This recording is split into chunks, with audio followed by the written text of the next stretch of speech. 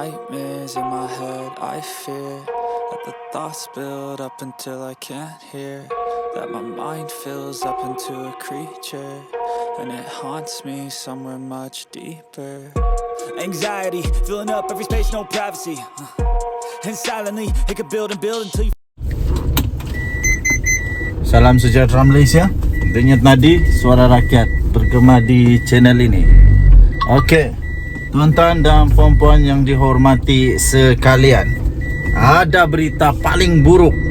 Ada berita paling buruk, paling sedih, paling dibenci pastinya oleh Hamzah Zainuddin. Di mana anaknya terkantoi didakwa di mahkamah kerana didapati telah mengemukakan dokumen palsu di dalam kes minyak masak bersubsidi lebihan.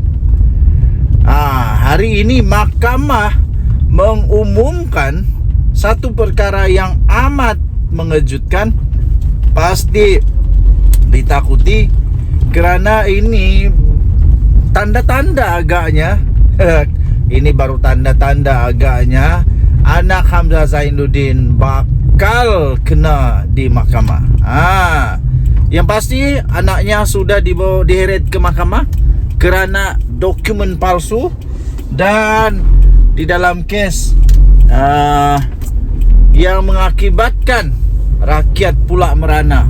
Apa tidaknya ini tentang minyak masak yang waktu tu ramai orang cari minyak masak. Tengok-tengok anak Hamzah Zainuddin pula terlibat dengan minyak masak.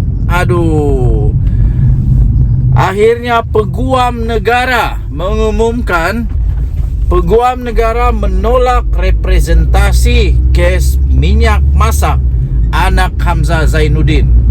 Representasi yang dikemukakan oleh Peguam Muhammad Faisal Hamzah ditolak melibatkan 9 pertuduhan mengemukakan dokumen palsu dan didapati memiliki minyak masak secara melebihi had. Jawab kau. Ini anak menteri sendiri tahu. Jabatan Peguam Negara AGC telah menolak permohonan representasi di kemuka peguam mewakili anak bekas menteri, iaitu Muhammad Faisal Hamzah yang sekarang ini berusia 39 tahun, terhadap 9 pertuduhan mengemukakan dokumen palsu dan memiliki barangan kawalan minyak masak melebihi had tahun lalu. Perkara itu dimaklumkan oleh Timbalan Pendakwa Raya Kementerian Perdagangan Dalam Negeri KPDN Nur Alima Muhammad Sanusi di hadapan Hakim Mazni Nawi pada prosiding di Mahkamah Session Seremban. Faisal adalah anak kepada bekas Menteri Dalam Negeri Hamzah Zainuddin, yang ketika ini adalah Ketua Pembangkang. Jawab kau Hamzah Zainuddin. Pihak pendakwaan juga memaklumkan belum menerima sebarang permohonan representasi dari wakil seorang lagi orang kena saman OKS, iaitu Azizul Abdul Halim, 55 tahun. Pada tarikh lalu prosiding, pihak Peguam bela Azizul ada menyatakan akan menghantar representasi, tetapi sehingga kini belum dihantar. Bagi representasi yang dihantar Peguam Faisal ditolak. Mohon ditetapkan tarikh bicara kes ini, katanya menurut Harian Metro. Terdahulu Peguam Nasuha Badruldin dan Indran Kumaraguru yang mewakili Faisal berkata pihaknya menghantar representasi pada 28 Jun lalu. Peguam Hasnan Hamzah mewakili Azizul memberitahu mahkamah pihaknya belum menghantar permohonan representasi, namun bagi memudahkan mahkamah, beliau meminta mahkamah menetapkan tarikh bicara. Jadi tuan-tuan dan puan-puan yang dihormati sekalian,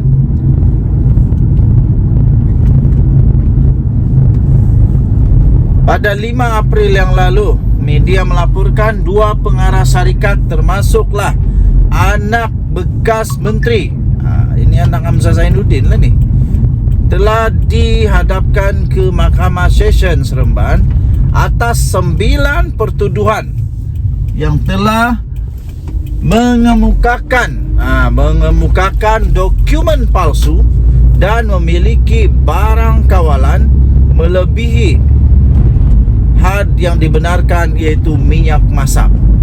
Kedua-dua tertuduh walau bagaimanapun mengaku tidak bersalah. Mengikut pertuduhan, kedua-dua tertuduh sebagai pengarah rimba merpati Sdn Bhd, sebagai pemegang lesen borong barang kawalan berjadual, memberi maklumat palsu kepada KPDN. Aduh, pening juga ni. Anak Hamzah Zainuddin sendiri didakwa memberi maklumat palsu kepada kementerian di bawah Hamzah Zainuddin. Aduh, jadi kalau memang betul benda ni terjadi, maksud kata anak Hamzah Zainuddin tipu Hamzah Zainuddin. Walau ini memang hebat ni. Memang hebat. Anak Hamzah Zainuddin telah memberi dokumen palsu kepada kementerian Hamzah Zainuddin. Memang hebatlah. Ketika mengemukakan maklumat dalam borang arahan yang berada dalam simpanan berkaitan barang kawalan di bawah Seksyen 8 Akta Kawalan Bekalan 1961, berhubung dokumen atau invoice penjualan minyak masak kepada Pasar Segar Din Maju. Kesalahan itu telah dilakukan pada 5 petang di pejabat KPDN Seremban 12 Ogos 2022. Mereka didakwa mengikut Seksyen 8-4-B Akta Kawalan Bekalan 1961 yang boleh dihukum di bawah Seksyen 22 Akta 2 Akta yang sama. Seksyen 22-2 Akta yang sama. Mereka juga selaku pemegang lesen borong didapati telah melanggar Peraturan 9-1 Peraturan Kawalan Bekalan 1974, iaitu memiliki barang kawalan berjadual jenis minyak masak melebihi had 50 tan metrik. Berikutan itu mereka didakwa melakukan kesalahan yang boleh dihukum di bawah Seksyen 22-1 Akta Kawalan Bekalan 1961 dibaca bersama Seksyen 22-4 Akta yang sama dan Seksyen 34 Kanun Keseksaan.